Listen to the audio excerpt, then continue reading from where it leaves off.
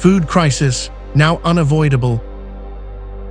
Something is changing in the global food system, and ordinary people are already feeling it. Food prices are rising again in 2026. The UN Food and Agriculture Organization says its global food price index reached 131.1 points in July, the highest level since January 2023. Cereal prices rose 3.4% in just 1 month. Wheat jumped 5.8%. Maize rose 3.6%. Sugar increased 5.6%. And vegetable oil prices climbed another 2%. For a family already struggling to pay for food, even a small increase matters. And this is happening before we know what the next major harvest season will bring. So what is going on? There isn't one single cause. Several problems are arriving at the same time. Production is under pressure. Look at Australia. Its wheat production is expected to fall 26% in the 2026-27 season to about 26.7 million tons. That is 23% below its 5-year average. In the United States, farmers are also under enormous pressure. Drought is hurting crops. Grain prices are weak. Diesel is getting more expensive. And fertilizer costs are rising. Farmers are being squeezed from both sides. They are spending more money just to grow food, while earning less when they sell it. And now the Iran war is adding another shock. Higher energy prices mean higher costs across the entire farming system. Then comes El Niño. Be the beginning. A powerful El Niño is developing in the Pacific. Forecasters are warning of a potentially very strong event during the second half of 2026. And El Niño can change weather patterns across the entire planet. Some places can become dangerously dry.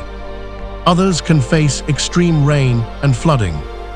And when weather becomes unpredictable, farmers are the first to feel it.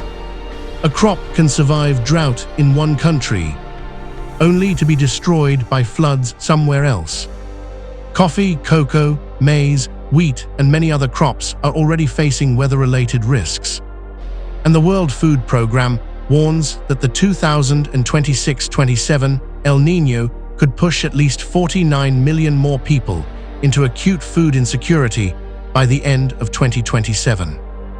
That could bring the number of acutely food insecure people in the affected countries to around 274 million. War is making food more expensive. Then there is war. The conflict involving Iran has severely disrupted energy markets and shipping through the Strait of Hormuz. And modern agriculture runs on energy. Tractors need diesel. Irrigation needs electricity and fuel. Fertilizer production needs enormous amounts of energy. And trucks, ships and trains need fuel to move food from farms to people. So when energy prices rise, the cost of food rises with them. And the Ukraine war continues to threaten grain exports from the Black Sea. That means another major source of food is vulnerable to disruption.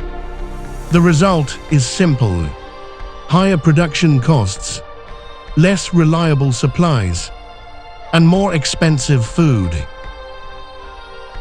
And then trade wars. But there is another problem that can quietly make everything worse. Trade wars, tariffs, sanctions, and export restrictions. The food on your table may have traveled through several countries before it reaches you. Farmers need fertilizer. They need machinery. They need fuel. And they need somewhere to sell their harvest. When countries start raising tariffs or restricting trade, those connections begin to break. A farmer can suddenly lose an important export market. A country can suddenly lose a cheap supplier. And consumers can end up paying more. American farmers are already dealing with lost export markets from previous trade conflicts, particularly with China.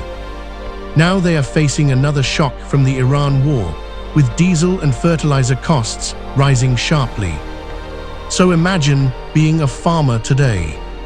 The weather is becoming harder to predict. Fertilizer costs more. Fuel costs more.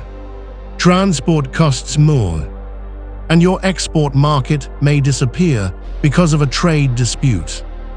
Eventually, all of those costs can reach the supermarket.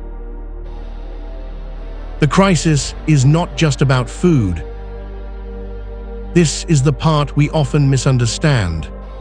The world is not literally running out of food. There is still enough food being produced globally. The bigger danger is something much more ordinary. People may simply not be able to afford it. Food can exist somewhere in the world. But if shipping is disrupted, fuel becomes too expensive, trade barriers block the market, or a poor country cannot afford to import it, people can still go hungry. That is how a food crisis can develop.